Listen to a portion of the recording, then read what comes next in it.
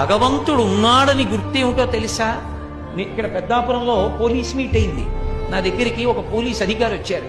వచ్చి నాకు ఆయన భగవంతుడు ఉన్నాడు అనడానికి గురువు గారు నేను చదువుకున్న చదువు నేను చేస్తున్న ఉద్యోగమే సాక్ష్యం. నేను తెల్లబోయి అది ఎలా అన్నాను అంటే ఆయన అన్నాడు, నేను వేలిముద్రల నిపుణుణ్ణి గురువుగారు. అమ్మ కడుపులో ఉండగా 4వ నెలలో వేలిముద్రలు ప్రారంభమవుతాయి.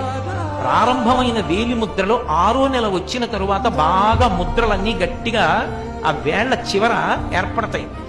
అమ్మ కడుపులో 6వ నెలలో ఏర్పడినటువంటి వేలిముద్రలు మళ్ళీ ఎప్పుడు పోతాయంటే శవమైపోయిన తర్వాత కూడా పోవు. డీకంపోజిషన్ అంటాం. డీకంపోజిషన్ అంటే ఆ శరీరం ఇంకా చివికిపోయి బ్రహ్మాండంలో కలిసిపోవడానికి సిద్ధపడిపోతుంది, ఉబ్బిపోయి పగిలిపోవడానికి. అలా వికారమును చెందిపోయిన తర్వాత అప్పుడు మాత్రమే వేలిముద్రలు మారతాయి. అప్పటి వరకు వేలిముద్రలు మారవు.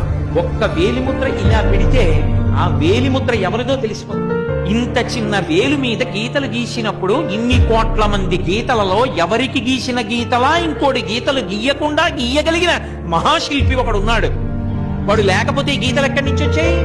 వాడు ఉన్నాడనడానికి నువ్వు ఎక్కడికో వెళ్ళక్కర్లేదు. నీ వేళ్లు చాలు, వేలి మీద గీతలు చాలు.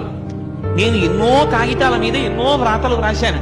అవన్నీ నీళ్లు పడితే చిరిగిపోయి తడిసిపోయి అక్షరాలన్నీ కూడా ఇక కనపడకుండా పోయాయి. కానీ పుట్టినప్పటి నుంచి చేయి కడుగుతూనే ఉన్నాను. ఏది ఒక్క గీత కడగబడిందా, పోయిందా? అంటే గీతలు గీసిన వాడు ఒకడు ఉన్నాడా?